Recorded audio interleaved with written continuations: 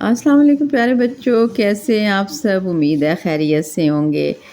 آپ میرے ہاتھ میں یہ کتاب دیکھ رہے ہیں نا، اور یہ کتاب کا نمبر 2 ہے۔ میں نے آپ کو بتایا تھا نا، میں نے 10 کتابیں منگوائی ہیں اور میں اس میں سے آپ کو ایک کہانی سنایا کروں گی۔ تو کتاب نمبر 1 کی ہم نے تینوں کہانیاں سن لی ہیں اور اب ہم کتاب نمبر 2 شروع کرتے ہیں۔ کہانی کا نام ہے، کتاب کا نام ہے اللہ پر یقین کی طاقت۔ ٹھیک ہے، ہم سب کو اللہ تعالیٰ پر یقین ہے، ہمیں پتہ ہے اللہ تعالیٰ ہر جگہ موجود ہے، اور اللہ پر یقین کی طاقت۔ اور اس کہانی کو لکھا ہے جسٹس ریٹائرڈ نذیر احمد غازی نے، اور صبح نور پبلیکیشن کی یہ کتاب ہے، اور یہ بہت اچھی کتاب ہے بچوں کے لیے۔ اس سے بچوں کو کہانیاں سنیں گے تو کیا لکھا ہوا ہے؟ انہوں نے لکھا ہے، جسٹس نذیر صاحب نے لکھا ہوا ہے، آؤ بچوں اخلاق سنواریں۔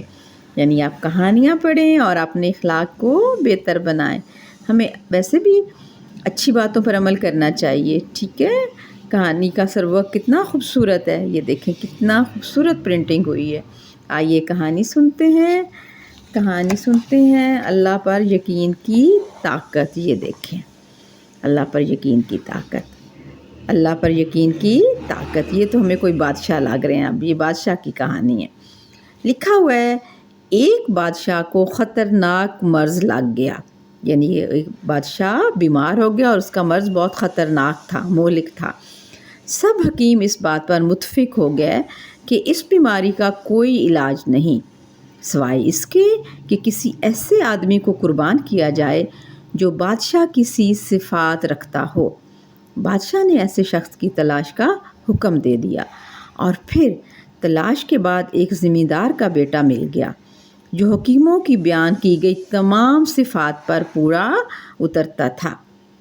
بادشاہ نے اس لڑکے کے والدین کو مال و دولت دے کر اس بات پر راضی کر لیا کہ وہ اپنے بیٹے کی قربانی دے دیں۔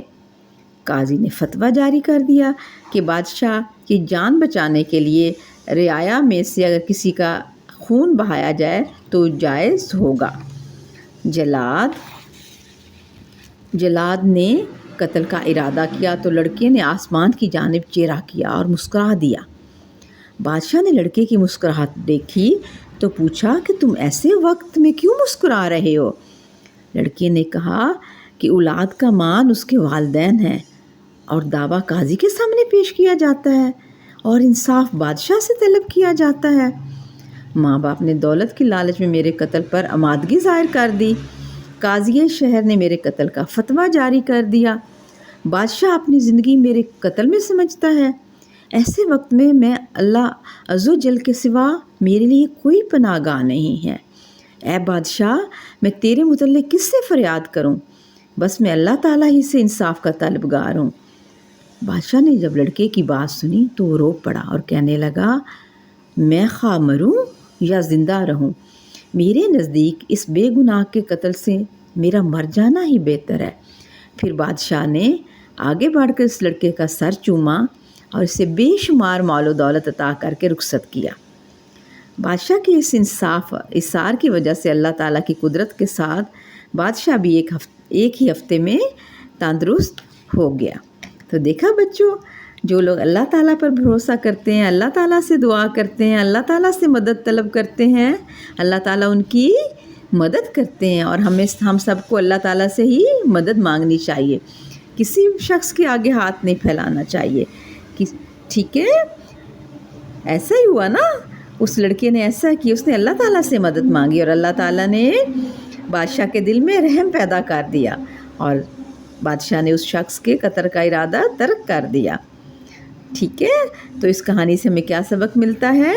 اس کہانی سے یہ نصیحت حاصل ہوتی ہے کہ اگر بندہ صحیح معنوں میں اللہ عز و جل پر یقین رکھے اور ہر معاملہ اسی کی جانب سے ہے تو یقیناً اللہ تعالیٰ اس کے حق میں بہتری فرماتا ہے۔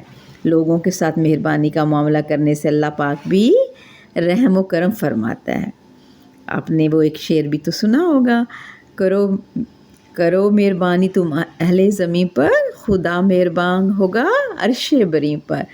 تو یہ تھی ہماری آج کی کہانی، اللہ تعالیٰ پر یقین کی طاقت، ٹھیک ہے۔ آپ نے کہانی پڑھنی ہے اور اسے اپنے دوستوں کو بھی سنانا ہے. اگر کہانی پسند آئے تو دوستوں کے ساتھ شیئر بھی کیجیے گا, ٹھیک ہے, اور اسے لائک بھی کیجیے گا. اوکے, اللہ حافظ. اگر اب ہم نے اور کتابیں بھی پڑھنی ہیں, میرے پاس 10 کہانیوں کی کتابیں ہیں. آپ کہانیاں سنیں گے نا, اور دوسروں کے ساتھ شیئر بھی کریں گے نا, کریں گے, وعدہ, پکا وعدہ. اوکے, اللہ حافظ. اللہ حافظ.